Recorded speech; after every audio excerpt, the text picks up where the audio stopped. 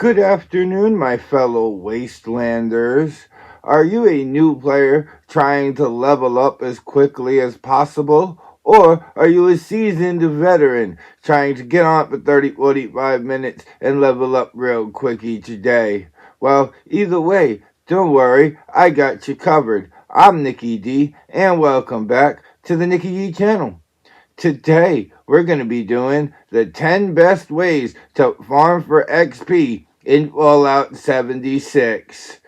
Don't forget to like the video, share the video on social media, and smash that subscribe button so you can be notified of when I drop my next video.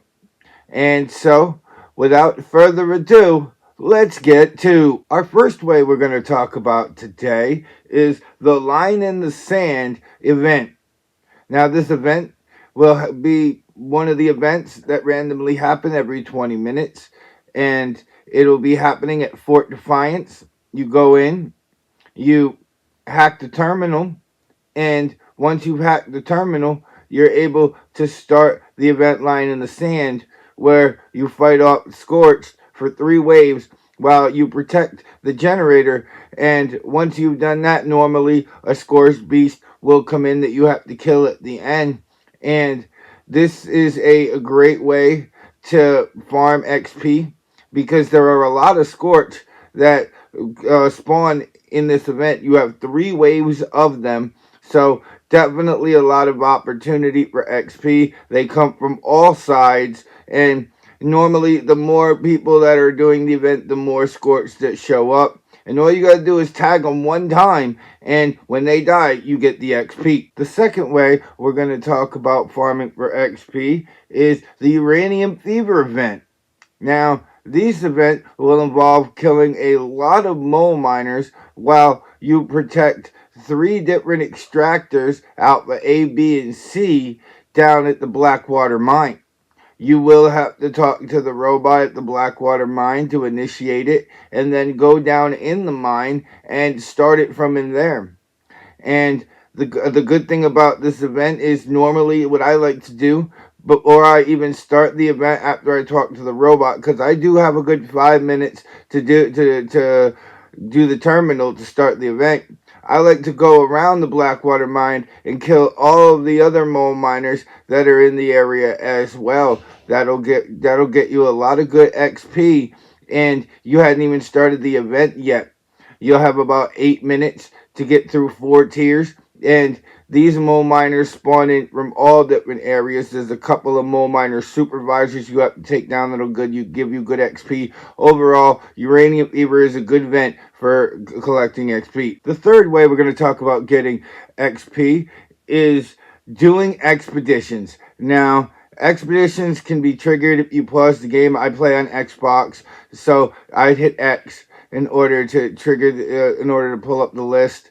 And you can either go to the pit where you could do Union Dues and Ashes to Fire, or you can go to Atlantic City where you could do one for the Flooded City, one for the Boardwalk, and one for the Casino Quarters. I believe there's 5 different expeditions you can do, and they're all good 20 to 30 minute missions that give you a lot of enemies to kill, and it is a great way to farm for XP. You also get stamps that you could use at the White Springs Refuge in the back in order to get cool things as well. Cool weapons, cool mods, cool layout, etc.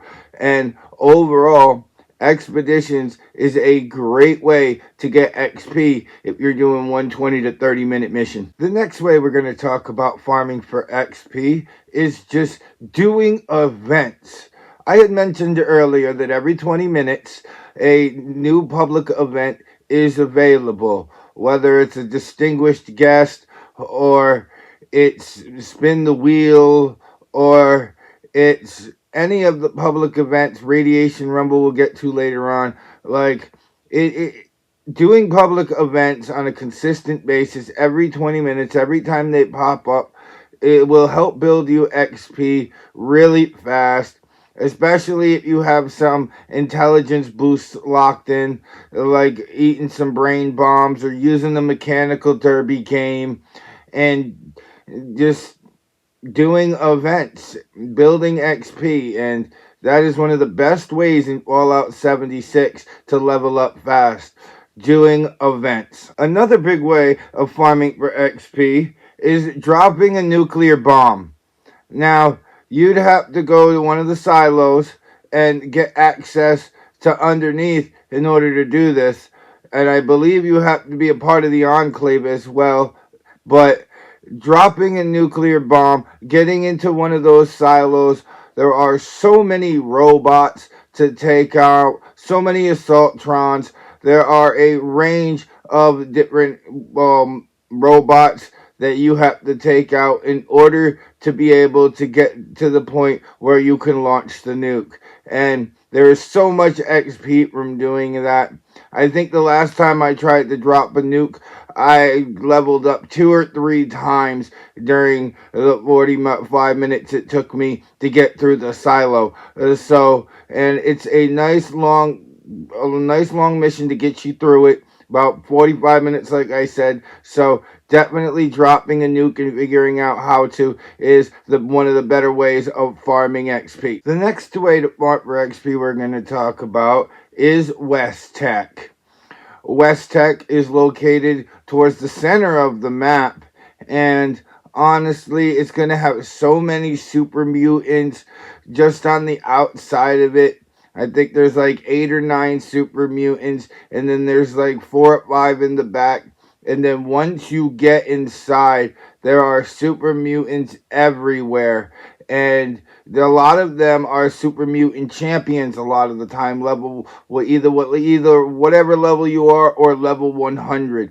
And they gave me about 500 XP per super mutant, and there's probably about 40 to 50 super mutants throughout the entire thing if you clear out the first floor, second floor, and then you hack the terminal to get to the other 9 or 10, and then you take the elevator down, and there's normally about 5 or 6 more there. So there's probably about 50 super mutants at West Tech. Definitely a great idea to just run through West Tech for about 10 minutes, kill them all, and you're probably walking out with almost a half a level's worth of XP. Another way we're going to talk about farming for XP is just joining a public team, preferably a casual team. Joining a casual team will give you a +1 intelligence if you're starting it up yourself. But if you have 2 people on the team, you get +2, 3 people on the team +3, and if you have a full team, that's +4 intelligence.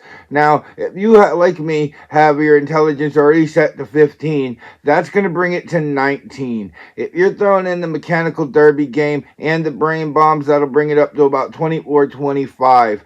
And the more intelligence you have, the more XP you get for everything that you kill. So joining a casual team will give you a +4 intelligence that'll last for as long as the team is full. And it is a great way to be able to get more for your buck, more for your kill, and it's less things you have to kill to level up faster. The next way we're going to talk about farming for XP is a colossal problem. Now, this is one where you're going to have to drop the nuke on Managa Mine to get it started.